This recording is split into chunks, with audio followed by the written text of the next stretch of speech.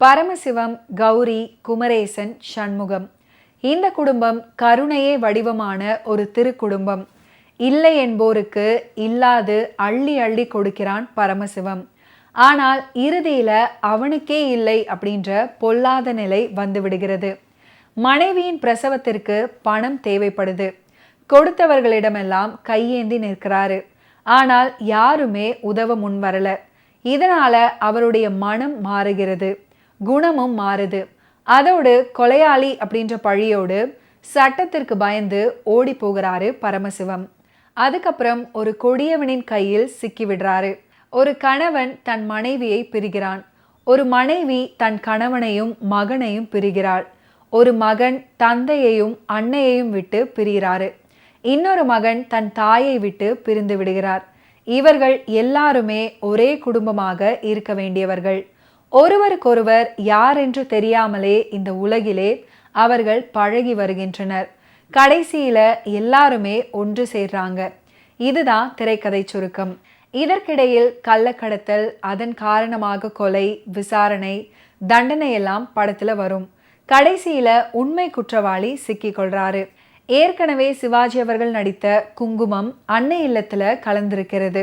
அந்த படத்தில் நடித்த எம்.வி. ராஜம்மா, எஸ்.வி. ரங்காராவ் 2 பேருமே இந்த படத்துல பிரிந்து விட்ட அன்னை இல்லம் திரைப்படத்துல நடிப்புக்கு முதலிடம் சிவாஜி அவர்களுக்கு தான் தர வேண்டும்.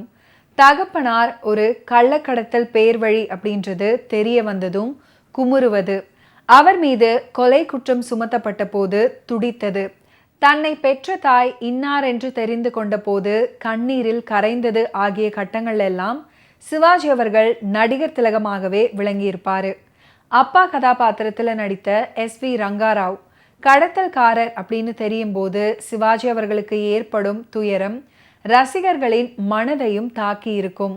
அந்த அளவுக்கு சிவாஜி அவர்களுடைய நடிப்பு மெய் சிலிர்க்க வைத்து. சொல்ல வேண்டாம் நினைச்சது இப்ப சொல்லு. கள்ளக்கடத்தலுக்கும் அது சம்பந்தமான கொலைக்கும் காரணம் நான் இல்லப்பா. எல்லாத்துக்கும் அந்த ரத்தனம் தான். ஆமாப்பா, இதை ஏன் நீங்க கோர்ட்ல சொல்லல? உன் கண்ணுக்கு முன்னாடியே கைதாகி ஜெயில அடைக்கப்பட்டு உனக்கு அவமானத்தை தேடி தந்த. அதுக்கப்புறம் எனக்கு வாழங்கிற ஆசையே இல்லாம. இளம் திரைப்படத்துல K.V. மகாதேவன் அவர்களுடைய இசையமைப்பில் அமைந்த ஒரு அற்புதமான பாடல் தான் எண்ணிரண்டு 16 வயது அப்படின்னு தொடங்கக்கூடிய பாடல். இந்த பாடலை T.M. சௌந்தரராஜன் அவர்கள் அற்புதமாக பாடியிருப்பாரு. பாடலுக்கு உண்டான வரிகளை கண்ணதாஸ் அப்படின்னு தொடங்கக்கூடிய ஒரு அற்புதமான பாடல் அன்னை இல்லம் திரைப்படத்துல இடம் பிடித்திருக்கும். இந்த பாடலை T.M. சௌந்தரராஜன் மற்றும் சுசீலா அவர்கள் இணைந்து ஃபென்டாஸ்டிக்கா பாடியிருப்பாங்க. பாடலுக்கு உண்டான வரிகளை கண்ணதாசன் அவர்கள் எழுதியிருப்பாரு. சிவப்பு விளக்கு எரியுதம்மா பாடலை சென்னையின் அப்போதைய மிகவும் உயரமான கட்டிடமான LIC-யின் மேல் தளத்துல படமாக்கி இருப்பாங்க. இது அப்போது பெரிதாக பேசப்பட்டது. அன்னை இல்லம் படத்துல தூக்கு கயிறா தாலி கயிறா என்பதை காட்டி படத்தின் கிளைமேக்ஸுடன் தொடர்புடைய பாடல்தான் சிகப்பு விளக்கு எரியுதம்மா. அனைத்தும் உயிர் காத்து பாலிக்கும் தாயே பாவை தீரும். அன்னை இல்லம் படத்தின் திரைக்கதையில சிவாஜி அவர்கள் தேவிகா அவர்கள் காதலுக்கு உண்மையில் அவ்வளவு முக்கியத்துவம் கிடையாது. தன்னுடைய தந்தை எஸ்.வி. ரங்காராவ் தான் நினைப்பது போல அறவாழ்க்கை வாழும் ஒரு தர்மபுத்திரர் இல்லை, ஒரு மோசடி பேர்வழி. M.N. நம்பியார் பயன்படுத்தி கொள்ளும் கையால் அப்படின்னு கதாநாயகனுக்கு தெரிய வருவது படத்தின் முக்கியமான திருப்பம். அடுத்து செய்யாத கொலைக்காக அந்த தந்தை தூக்கு தண்டனைக்கு ஆளாகும் போதுதான் படத்தின் உண்மையான சவாலை கதாநாயகன் சந்திக்கிறாரு. சிவாஜி கணேசன் அவர்கள் தேவிகா இடையேயான காதல் காட்சிகளை இயக்குனர் அவர்கள் மிகவும் சுவையுடன் எடுத்திருப்பாரு.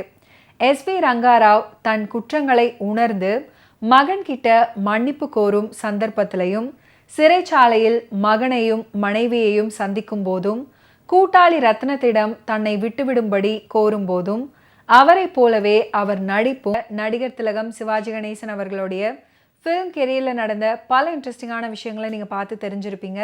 மீண்டும் அடுத்தடுத்த எபிசோட்ஸில் சந்திப்போம். நன்றி, வணக்கம்.